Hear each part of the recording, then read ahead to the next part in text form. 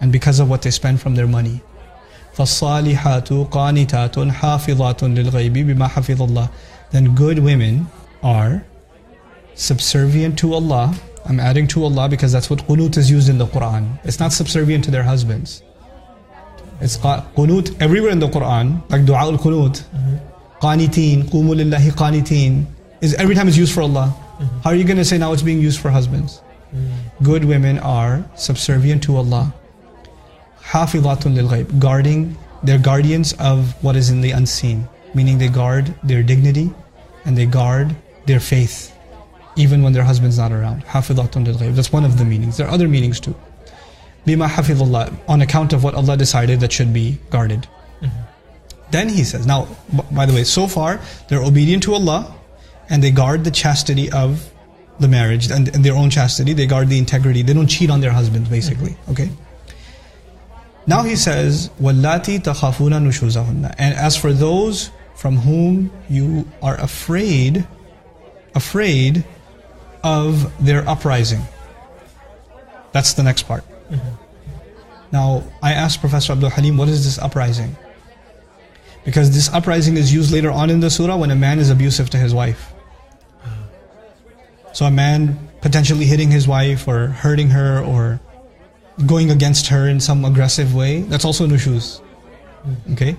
وَإِنْ إِمْرَأَةٌ خَافَتْ مِنْ بَعْلِهَا نُشُوزًا. If a woman was afraid from her husband of an uprising, meaning some kind of outrageous behavior.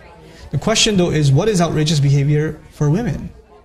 Now some people say outrageous behavior for women is, I asked her to put 2 spoons of chai, she put 3. Idrazra. That's nushuz. Quran says that's an uprising. Or she raised her voice. So I asked Professor Abdul Halim, what is nushuz? And he's like, you know the ayah, it has a contrast. Here are good women, and here are women that have an uprising.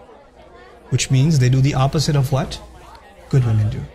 Good women are subservient to Allah. This woman has now started defying Allah. Good women are loyal to their husbands. This woman is now what? Cheating on her husband.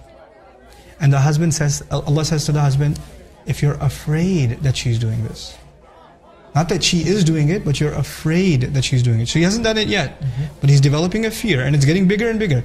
And وَاللَّاتِي تَخَافُونَ as opposed to khiftum, not you were afraid, but you continue to be afraid. In other words, he's getting suspicious and he's getting more suspicious, he's getting more suspicious. It's lingering, he notices things about her that he's like, what's going on here? And so he said, Allah says, فَعِذُوهُنَّ, then give them advice. Listen, something's happening. Why are you going out late at night with makeup on? Or what's going on? Tell me what's going on. I need to know. Try to counsel them. Doesn't work. You tried it regularly, didn't work. وَهْجُرُوهُنَّ, leave the bed.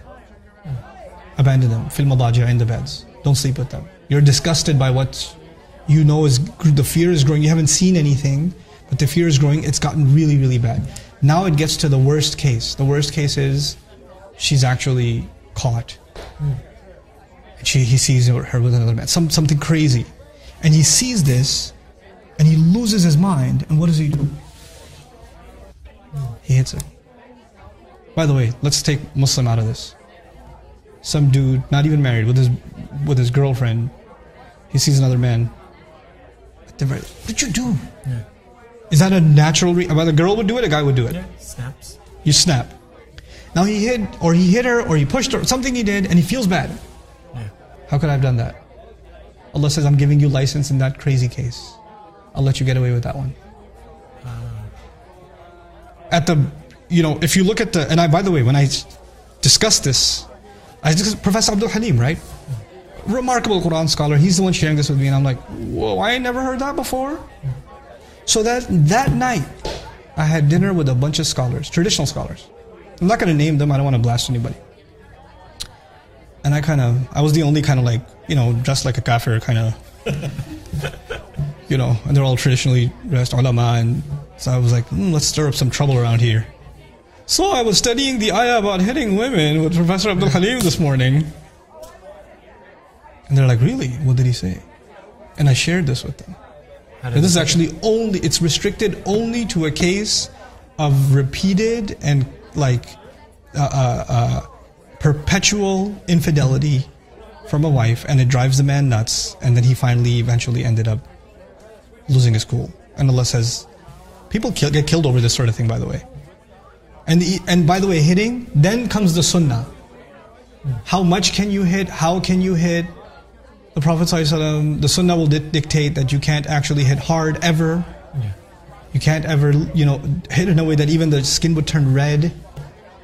And like tap or whatever. That's a separate problem. But this is restricted to the craziest case. It's not the norm. It's not the norm. So I said that. That is not the norm. That is the exception. And to use that as a norm is a crime against the Quran. How'd it go? I'm expecting like fireworks. Yeah. The senior guy among them, you know what he says? Makes sense. We believe that too. Oh, wow. I was like, no. You do? He goes, of course. I was like, why don't you ever say it? I literally just called him out. Like, I couldn't help myself. Like, why is this the first time I'm learning this? Yeah. And he says, people aren't mature enough to learn these things yet, and they won't be able to, people might take advantage of it.